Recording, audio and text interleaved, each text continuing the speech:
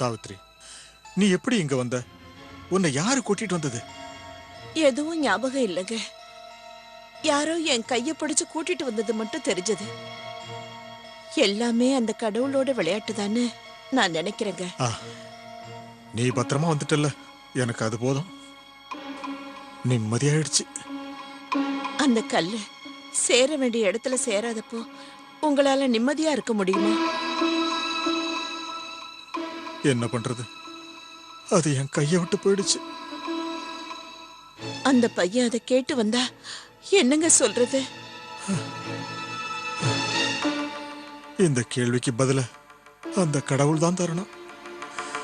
ஈஸ்வரா, நான் எப்படி அந்த பையன்கிட்ட மன்னிப்பு கேட்பேன்?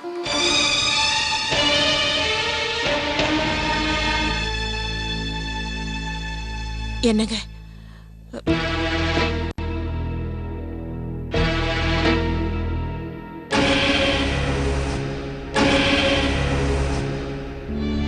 மன்னிப்பு கேக்குறதுக்கு நீங்க எந்த தப்பும் பண்ணலையே. அது நான் அந்த கல்ல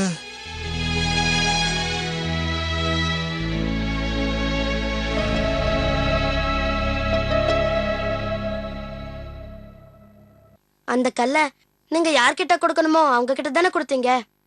ஆனா இந்த மாயப்பனால அதை பத்திரமா பாத்துக்க முடியல. நாங்க கல்ல கேட்டு இங்க வரல, அந்த கல்லு எங்க இருக்குன்னு கேட்க தான் வந்தோம். அத நான் எப்படி? நீங்க மனசு வச்சாதான் அதை கண்டுபிடிக்க முடியும். அந்த கல்லை இத்தனை நாள் நீங்க பாத்துக்கிட்டதால உங்களால மட்டும்தான் அது எங்க இருக்குன்னு கண்டுபிடிக்க முடியும். நீங்க பெரிய மனசு பண்ணி கொஞ்சம் பார்க்கணும்.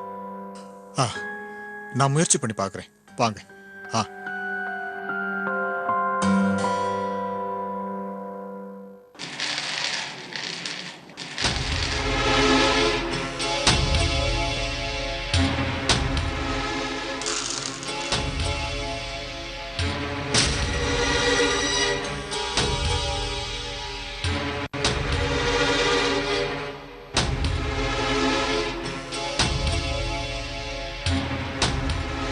கல்லு இப்ப இருக்கிற திசை வடக்கு. கல்லு கிடைச்ச இடத்துல இருந்து 3 நாளிகை 10 வினாடிகள் கிழக்க போனா தனியா ஒரு இடம் வரும். கல்லு கிடைச்சது மலைக்கோட்டை பங்களால இருந்து தானே. அப்போ அந்த பங்களாக்கு பக்கத்துல தான் எங்கேயோ ஒரு இடத்துல அது இருக்கணும். அதுக்கு அடையாளமா ஏதாவது?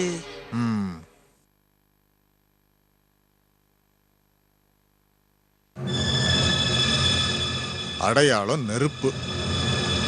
தடை இருக்கு. கல்லுக்கு சொந்தக்காரன் போனா கிடைக்காது.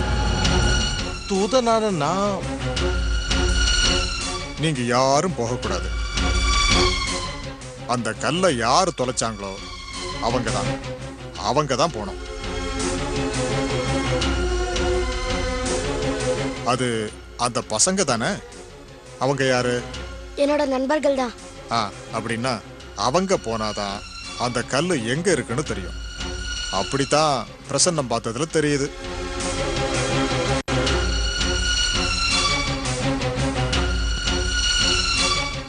இந்தாங்க தட்சணை.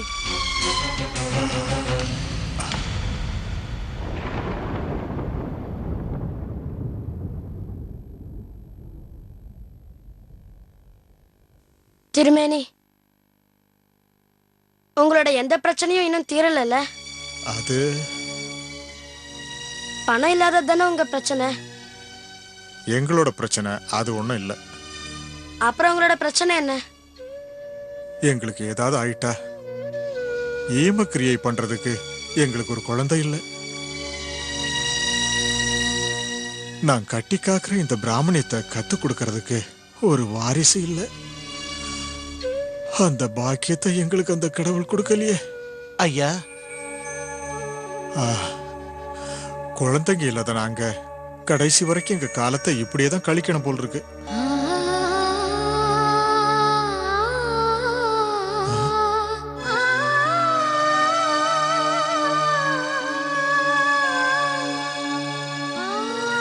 அப்ப நாங்க உத்தரவு வாங்கிக்கிறோம்.